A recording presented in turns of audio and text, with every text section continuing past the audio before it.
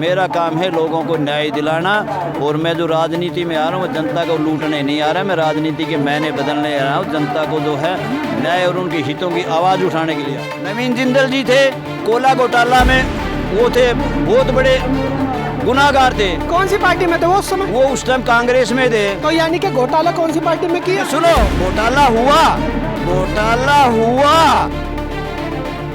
पूछते हो नहीं पूछते?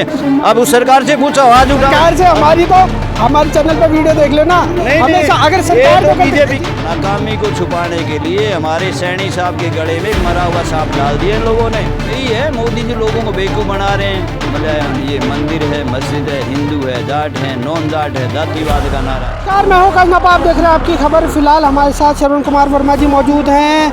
वो कर्मचारियों के बीच में पहुँचे हैं, जान लेते हैं। सर, आज कर्मचारियों के बीच में पहुँचे हैं, क्या कुछ कर्मचारियों की मांगे आप लोगों ने सुनी है? और अगर कांग्रेस पार्टी की बात करें तो किस प्रकार से संज्ञान लिया जाएगा?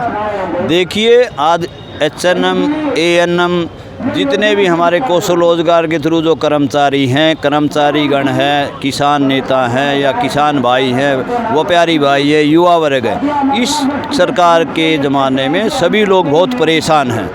किसानों को सही खाद बीज नहीं मिला, कोई मुआवजा नहीं मिला। ये 25-25 साल से बेचारे परमानेंट जो है सर्विस कर रहे हैं, इनको रेगुलर नौकरी नहीं मिली।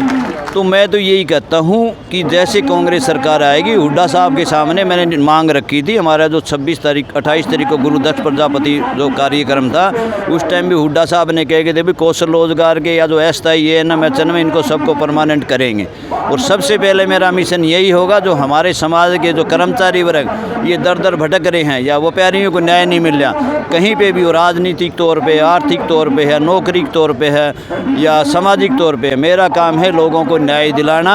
और मैं जो राजनीति में आ रहा हूँ जनता को लूटने नहीं आ रहा, मैं राजनीति के मैंने बदलने आ रहा हूँ। जनता को जो है न्याय और उनके हितों की आवाज़ उठाने के लिए आ रहा हूँ। सर, मैंने देखा है आपके अधिकतर बयानों में आप सीधा देश के प्रधानमंत्री पर हमला करते हैं, तो आपको क्या लगता है देश के प्रधानमंत्री नरेंद्र मोदी जी किस प्रकार से कार्य कर रहे हैं? ये बात सही है, मोदी जी लोगों को बेवकूफ़ बना रहे हैं। मतलब ये मंदिर है, मस्जिद है, हिंदू है, जाट है, नॉन जाट है, जातिवाद का नारा है। मैं मोदी जी को बोलना मेरे को तेली कह रहे, मैं फलानी जाति का। मैं कहता हूँ मोदी जी ये जनता के मुद्दे नहीं हैं। और इन्होंने कोरोना काल के में भी ऐसी जो दवाई जो हमारी वैक्सीन थी बगैर प्रशिक्षण करे हमारे देश के लोगों के स्वास्थ्य के खिलाड़ किया। अब सरेआम देख रहे हैं, हमारी हार्ट अटैक की मृत्यु दर बढ़ गई, दिमाग की नसें फटने की मृत्यु दर बढ़ गई और लोग तराई कर रहे हैं। ये जो इन्होंने जो अपनी गुडविल या सरकार को बचाने के लिए जो काम किया है, ये माफ़ी के लायक नहीं है। मैं मोदी जी को कहता हूँ, मोदी जी फलानी जाति, गाय, हिंदू, मुस्लिम ये जनता के मुद्दा नहीं है। जनता का असली मुद्दा तो शिक्षा है, रोजगार है, बिजली है, पानी है,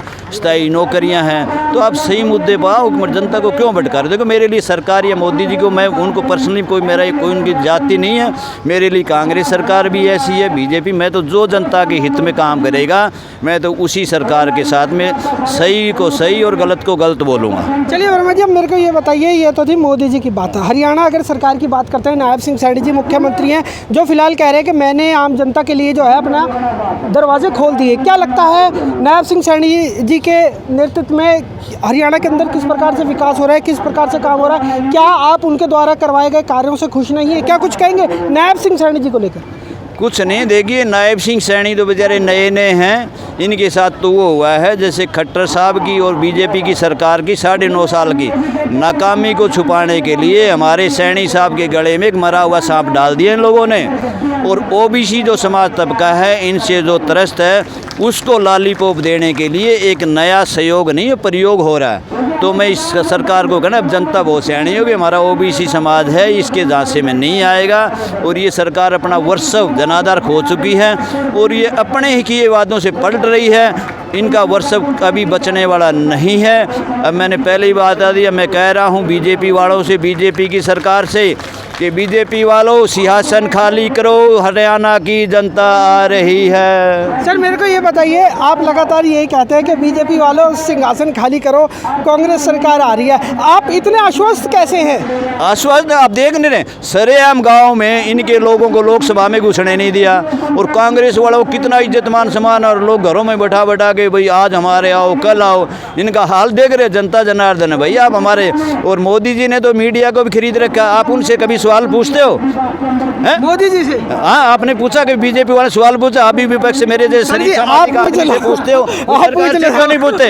अब उस सरकार से पूछो, आज उठाओ। सरकार से हमारी चैनल पे वीडियो देख लेना। नहीं, हमेशा नहीं, अगर ये सरकार तो को बीजेपी की सरकार है, इसने ईडी को, मीडिया को, चुनाव आयोग को, ठीक है ना, और सीबीआई को, सभी को कांग्रेस पे भी खरीद रखा। लगते थे आरोप, जिस समय कांग्रेस सत्ता में थी कांग्रेस पे भी लगते थे आरोप कि ईडी का गलत उपयोग किया जा रहा है। देखिए, आरोप प्रत्यारोप तो लगते हैं, लेकिन यहाँ तो सरेआम भैया, नवीन जिंदल जी थे, कोला घोटाला में वो थे, बहुत बड़े गुनाहगार थे। कौन सी पार्टी में थे वो उस समय? वो उस टाइम कांग्रेस में थे। तो यानी कि घोटाला कौन सी पार्टी में किया? सुनो, घोटाला हुआ नहीं हुआ कोई पता नहीं, लेकिन बीजेपी ने झूठा आरोप लगाया। विपक्ष में जब कोई नेता होता है तो गधा, सुअर, चोर होता है, और जब बीजेपी में आ गया तो बीजेपी के पास, मोदी जी के पास ऐसी बड़ी वॉशिंग मशीन है जो बगैर साबुन, बगैर पाउडर के बड़े बड़े लोगों के काले दाग और गुनाहगार धो देती है। और बीजेपी में आते गाय और ईमानदार बन जाता है। अजीत पवार था, 25,000 करोड़ 15,000 करोड़ का घोटाला था, बीजेपी में आते ही ईमानदार हो गया। ये तो हिटलर शाही सरकार है। तो क्या कुलदीप बिश्नोई को भी साफ कर दिया क्या? ये जो बीजेपी है बच्चे खाने वाली पार्टी है। इसने दुष्यंत को खा गई, कुलदीप को खा गई, ठीक है ना, किरण चौधरी को भी खाएगी। ये नहीं उभरने। मोदी ने कहा था ना भी देश के अंदर में कांग्रेस रहित और क्षेत्रीय पार्टियों को मैं खाऊंगा, 90% को खा गया है। और ये हिटलर सा, मैं कहा मोदी को दफा करो, नहीं तो देश को बेच खाएगा। बहुत बहुत धन्यवाद। हाँ। सो फिलहाल दोस्तों ये थे समाज सेवी श्रवण कुमार वर्मा जी, जिनका साफ तौर पर ये कहना है कि मोदी जी को दफा करो, नहीं तो वो देश को बेच खाएगा। वैसे आपका क्या मानना है कमेंट सेक्शन में मुझे आकाश नापा को जरूर बताना। इन्हीं तस्वीरों के साथ मैं आकाश नापा लेता हूँ इजाजत। बहुत जल्द मिलूंगा शहर की दूसरी किसी गतिविधि के साथ। जब तक के लिए सभी दर्शकों को आपकी खबर से जुड़ने के लिए बहुत बहुत धन्यवाद।